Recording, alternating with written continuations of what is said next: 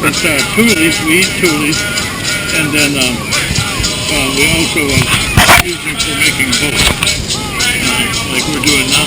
Right. But they made them more elaborate in the old days, because they used them to go on the lake, go fishing, or get out where they can gather other tules, So they used it. It was a boat that they used for all kinds. And the lake they used for transportation. That's very interesting. How do you think?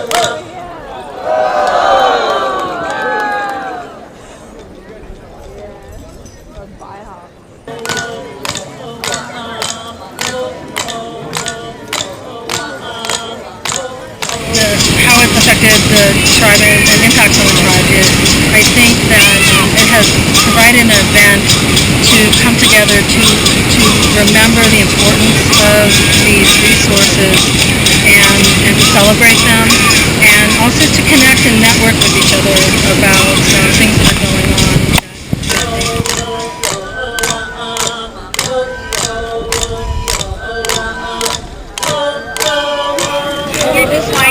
So you just like get the individual bundles and then like lash them all together? Yeah, you bundle them by their size. Like if it's thicker, then you bundle them, and then if they're thinner, you bundle them, because the thicker are gonna go towards the bottom and the thin go on the sides.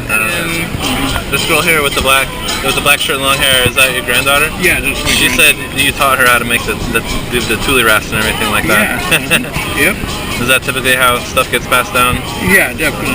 Yeah. And where did you learn Well, from a fellow Indian tribal member taught me the way, how to do it, and he was taught by his grandfather. We're cousins, so we got the same relative, but his grandfather and stuff was really famous for building these.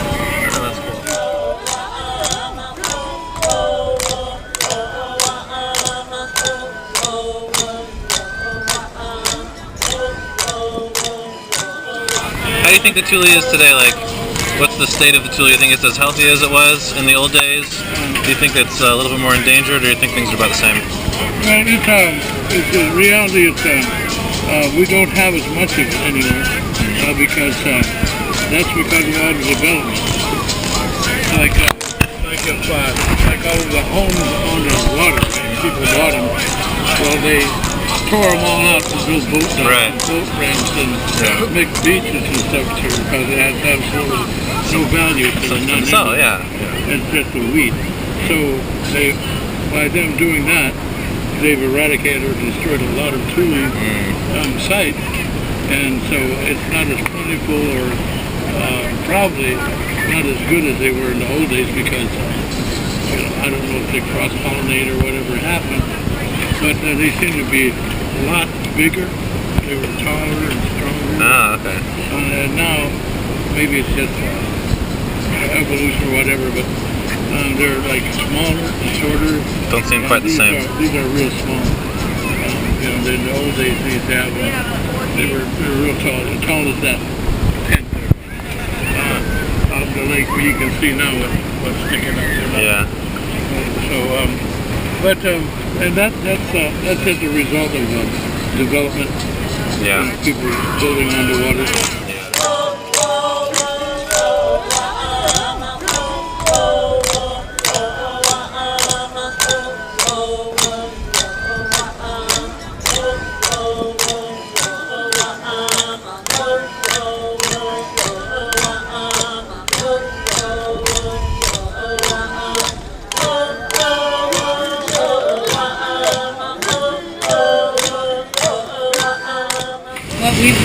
back in the 90s, there was a state agency called California Department of Food and Agriculture Right.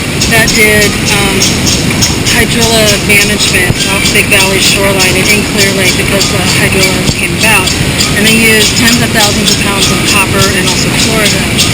And what we've noticed over the years is the Tule beds have reduced greatly in size. We did a joint study with CDFA, California Department of Food and Ag, in 2005-2006, and we looked at fluoride levels in the sediment of the lake, Tules, and the water, in 4 different places on Clear Lake. So what we found in the Big Valley shoreline was that there was high concentrations of fluoride. It was at 65 parts per billion, which is enough to kill Tules. The thing is that they hadn't applied those chemicals for 5 years.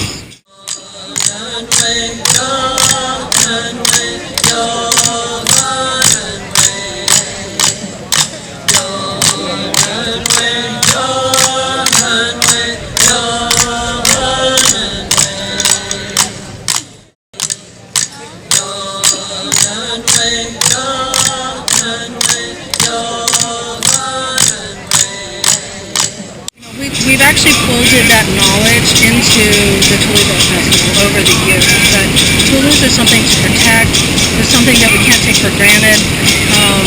They are something that can't be wasted, and we need to fight for them to continue to be here.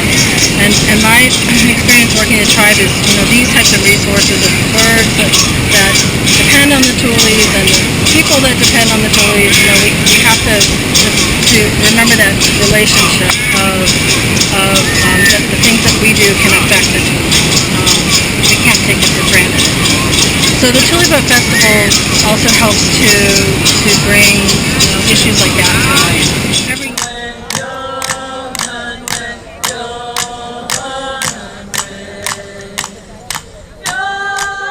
they're getting more and more smart though in Lake County here and elsewhere, because now they kind of cut back on people buying lakefront property and doing the same thing, because if we kept allowing that to happen, all the lakes would be private property. You wouldn't have. Yeah. So the county is putting in places that ordinances and stuff to stop big development, for taking acres and lakes. Yeah. That's great. And when that happens, it's not only restrict the Indian use, but all the non-Indians, whatever. And that's a good thing. Yeah.